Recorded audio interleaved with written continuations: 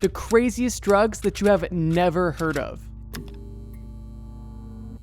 At this point in YouTube history, I think everybody has watched at least one video about crazy or obscure drugs. And while these videos are interesting, usually if you've seen one, you've seen them all, and typically the entries are rather surface level. Fortunately, this video is different. We're gonna cover drugs that are so random and so unknown by the general public that even super niche internet communities don't know about them. Oh yeah, and this list gets crazier as it goes on. Let's begin. Salvinorin B methoxymethyl ether. If you thought of salvia when you heard Salvinorin in the jumbled mess of scientific smart people speak, then you would be correct. But this isn't just regular salvia. This video is about drugs you've never heard of, and this stuff is way crazier than regular salvia. In fact, I think a good name for this would be super salvia. But in case you're unfamiliar with regular salvia, let me recap quickly. You see, with regular salvia, from every trip report that I've seen, using salvia is almost a guaranteed miserable time. And even at that, the bar is so low for salvia that even a good experience is pretty much just not being as traumatized as the majority of people that take it. But Salvinorin B isn't regular salvia. This drug is salvia's crackhead cousin. Honestly, for all intents and purposes, this drug is probably one of the most cursed compounds ever made for a variety of reasons. For starters, the National Library of Medicine states that this chemical is among the most potent and selective kappa opioids known. And in this case, stronger is not always better. To this day, there has only ever been one reliable Salvinorin B trip report.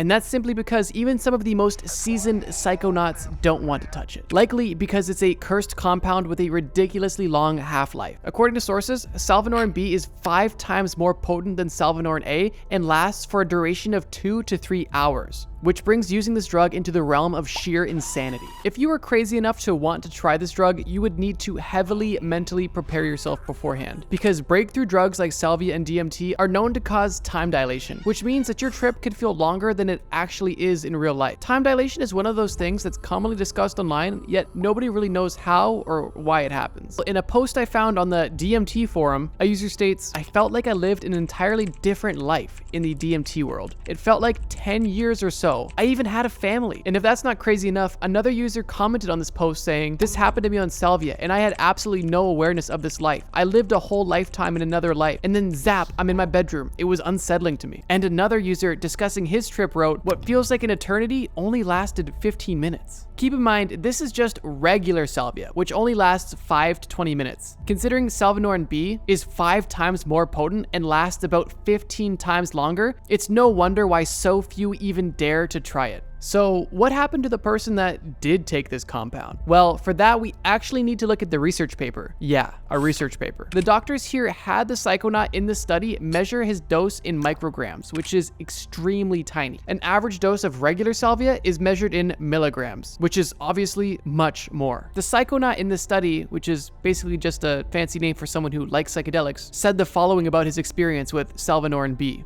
"My head was observed to retract, and my face was frozen in a frighteningly blank expression as if I were having a stroke. My hands adopted a strange pose and waved around very slowly, alternately creepily awkward and graceful. I remembered none of this." Then, when talking about actually breaking through on the chemical, which basically means losing track of your current reality and entering hyperspace, they wrote, "I wasn't actually perceiving any objects in my environment. It was my mind that I was perceiving, as a manifestation of the movement of a 5-dimensional object through a 4-dimensional membrane."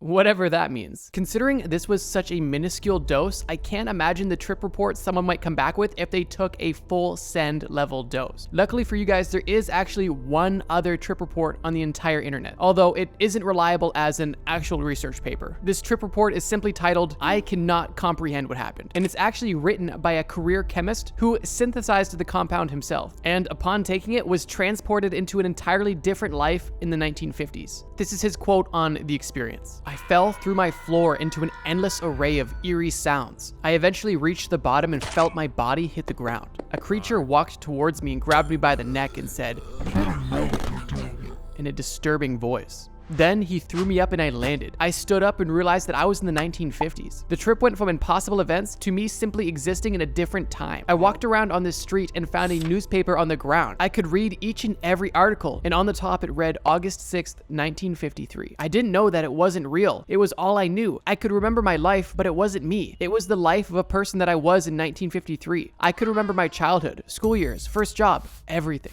As potentially cool as it may seem to almost time travel, this one part of this one story doesn't make this compound seem any less terrifying. 4-CMA. Like many of the obscure chemicals on this list, finding information on 4-CMA is not easy. That's because 4-CMA is a research chemical. If you don't know what research chemicals are, they're basically synthetic chemicals that were Frankensteined in a lab as part of a research project in an attempt to either improve on an existing chemical or to create an entirely new drug. Basically, research chemicals are the result of scientists crafting random stuff like they're brewing potions in Minecraft. The thing is, most of these chemicals don't make the cut, typically because they either have terrible side effects or they aren't useful medically, or they just lost funding on the research. If the established drugs that most people know about are the tip of the iceberg, then research chemicals pretty much cover the rest of the iceberg all the way to the bottom. 4-CMA is a research chemical that was originally synthesized in the 1960s, as it was supposed to be a stimulant that behaved similarly to an amphetamine. Despite what scientists expected, however, 4-CMA had a much more antidepressant effect than stimulant effect in test subjects. But because it was mildly pleasant to use, drug dealers actually pressed this into their own pills to evade authorities. According to sources, 4-CMA was first identified at the Tomorrowland Festival in 2015,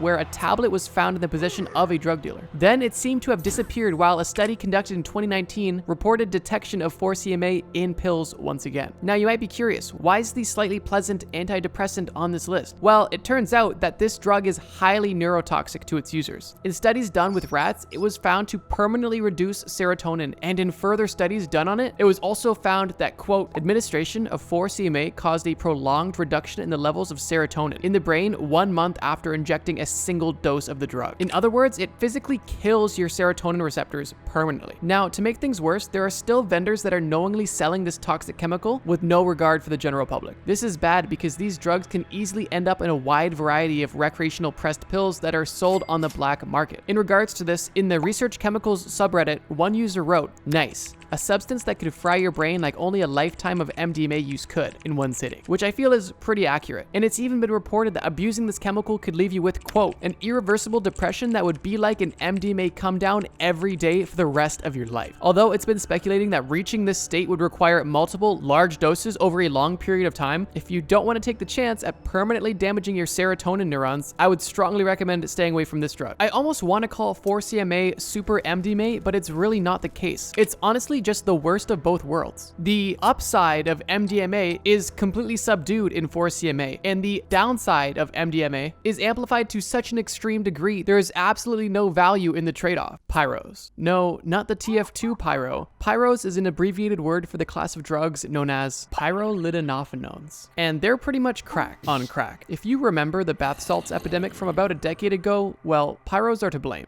They're pretty well known in the fringe drug community as being the most addictive class of chemicals on Earth. And when I say most addictive, I'm talking about 20 times more addictive than crack. These drugs are absolutely insane, and they don't even hold a candle to the mainstream drugs known for their addictiveness. For example, with commonly known drugs, most people actively decide to stop using it before their supply runs out. This is definitely not the case with this stuff. Barely anyone in recorded history has started using a supply of Pyros and just stopped halfway through out of sheer willpower. In most stories on the internet, people who start a stash of Pyros only end their days-long bender because they became full-blown psychotic and ended up in a psych ward, or if they're lucky, started seeing shadow people early on and got scared enough to flush the rest of their supply down the toilet. But this stuff is so addictive that I'm convinced somebody has flushed their stash down the toilet and then immediately gone sewer diving afterwards on a quest to find his precious like Gollum in Lord of the Rings. Because of this, even the most seasoned drug users won't take this stuff because the compulsion to take more is practically impossible to overcome. In hindsight, it's no wonder we had a bath salts zombie epidemic. Just to clarify, bath salts are are literally just Pyros. Imagine you're trying to quit a chemical that's 50 times more addictive than crack, and every time you make a stop at the gas station for your nightly Twinkies, a scraggly old dude in the back who smells like salami is tempting you to buy it for a couple bucks. The thing about the bath salts epidemic was that whenever authorities finally got around to outlawing the latest chemical, the drug lords that sold them would just hire some armchair chemist on the internet to look for slightly different chemicals on the dark web that kinda looked the same. Keep in mind, they wouldn't even know what the side effects would be. So basically, they were pretty much just selling random research chemicals to homeless people as test subjects. Because of this, a lot of people got caught up in bath salts addiction around 2012 because they had no idea how addictive they would be. But that's not even it. The most diabolical aspect of Pyros is that they make you extremely horny.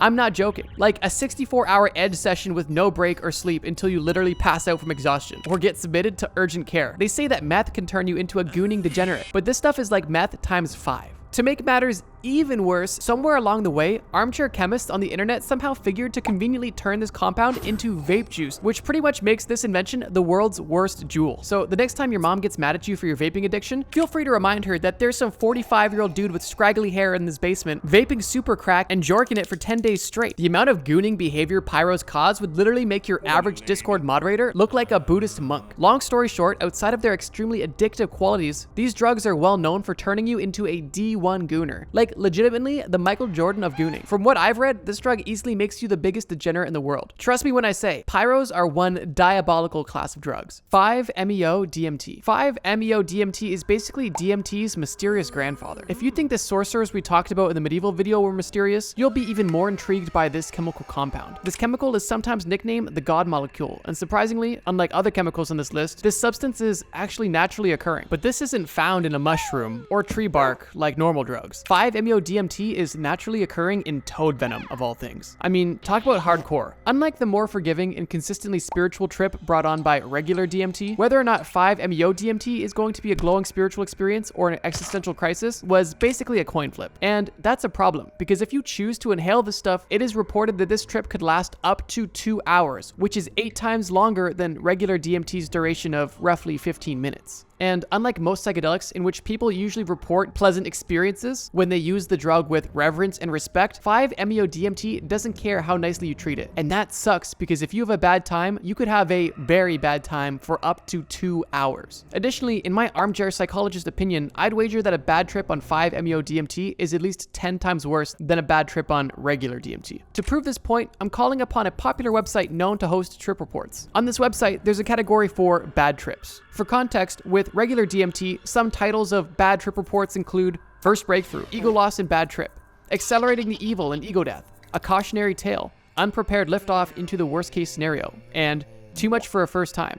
Which, to be honest, pretty much sounds like they either took too much or experienced ego death, which is kind of a normie experience with psychedelics. Now, on the other hand, here are the titles for bad trip reports on 5-MeO-DMT. Existential Horror, Pure Horror, Facing Psychedelic Terror, Unimaginable Deaths of Terror, and I Ended Up Praying to Jesus Christ. Yeah, it's not a super fun way to spend your Sunday afternoon. Honestly, as a word of caution, if you're prone to existential anxiety, I would shy away from reading any bad trip reports altogether. Now, it seems like a common theme in these reports that people actually think that they're about to die or actually dying while on the drug. Now, I don't know about you, but taking a drug that makes me believe I'm actually dead and now my only friends are Casper the Ghost, the Grim Reaper, and Harambe totally sounds like a blast. Not. One reason for these reoccurring death themes in trips might be that 5-MeO-DMT is one of the only psychedelics that has the actual capability to kill you. You see, usually psychedelics can't kill you unless you do something really dumb under the influence. 5-MeO-DMT is different though, because unlike most psychedelics, this drug has caused death in at least 2 cases, with the 3 major causes being, quote, suffocation after vomiting, lung shutting down, and cardiac arrest. One interesting trip report I found about 5-MeO-DMT wrote, I cannot emphasize enough how insanely weird, alien, and utterly cosmic this felt. Like I'd broken some type of rule and I'd entered an entirely different universe of some type. If you ask me, 5-MeO-DMT is nothing to mess with at all. Before we get into the last entry on this list, I want to make 2 quick notes.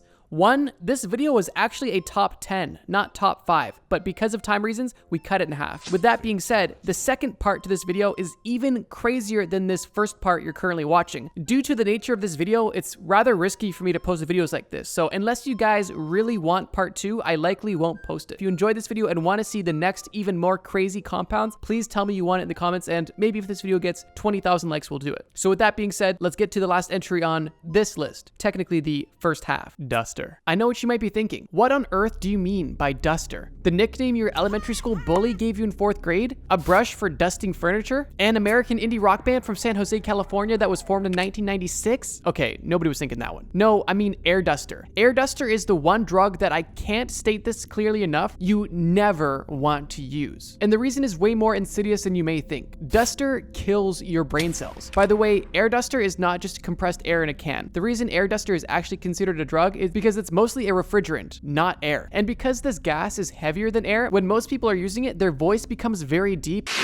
And my voice gets really low and sounds like a monster. Basically, when you inhale, the chemical replaces all of the oxygen in your lungs and removes carbon dioxide in the same way that regular air does. All the while, your body is getting tricked into thinking that it's inhaling oxygen because there's no carbon dioxide building up. This causes the user to get hypoxic, which is basically another word for painless brain suffocation. Essentially, duster makes you suffocate without your brain sending you into fight or flight mode, which often causes euphoria as a byproduct. This might sound cool or fun until you realize that every time you get high, you're giving yourself insane amounts of brain damage. This is because your brain can only bear around 2 to 5 minutes of hypoxia before your brain cells die permanently. To make things even worse, usually duster abusers will use this stuff for hours on end or until they pass out. So instead of just minutes of killing their brain cells, they're doing it for hours a day. According to numerous anecdotal sources I've seen across online, this is one of the hardest drugs in the world to quit. I know this sounds ridiculous, but this is a reoccurring theme on this list. For example, in a post titled "My Story of Air Duster Addiction," one user on Reddit wrote about how addictive this stuff can really be. In this post, he writes about the first time he tried it. Quote, "One blast and I was done for. I felt like I needed to feel this way for the rest of my life. I cannot describe the euphoria." Then, according to his story, he went to rehab, but immediately after he got out, he relapsed, writing, "I got a job that I lost, but I received a paycheck for around $200 and literally went on a ridiculous binge on duster in my car in the Walmart parking lot. I easily huffed over 50 cans in a 48-hour period. I seriously couldn't stop." He ends the story with saying, quote, "This stuff will make a mess of you and will take you down faster than any hard drugs out there. This is not some kiddie drug. Like I've said, I've tried everything, and nothing is compared to the insane rush of euphoria you get from duster. If you use duster, even short lengths of abuse can cause permanent brain damage, serious memory problems, seizures, loss of IQ, a loss of one's ability to focus, confusion, a permanent loss of coordination, permanent slurred speech, and death." With that being said, the biggest reason to not use duster is the fact that Walmart, of all things, would become your new drug dealer, which might be one of the lamest ways to die of all time. On a big forum called "Do You Know Anyone Who Permanently Fried Their Brain from Drugs?" to nobody's surprise, duster and inhalants in general was the most commonly mentioned drug in the replies. And that's because most drugs don't kill your brain matter. Many of them will change your brain's chemistry, but in most cases, your brain can make a full recovery over a long enough period of time. But this is not the case with duster. In response to this question, one person in this thread wrote, "I worked at a movie theater, had a coworker who was above average intelligence. He got into inhaling air cans. After 3 months, he was pretty much the dumbest person I ever knew. He didn't make much sense and he thought everything was so funny." Another user wrote about their duster experience, and I think it's safe to say that this stuff is definitely no joke. According to the poster, they, quote, "probably inhaled dust off 3 to 10 times a day for 2 years. Then they talk about when they finally quit it. Quote, "By the time I stopped, I could not understand language much. I couldn't understand the concept of family or why anything worked how it was supposed to work. Sometimes I read and words suddenly looked like foreign shapes to me and I can't decode them in my head. I'm lucky I'm not like that to this day."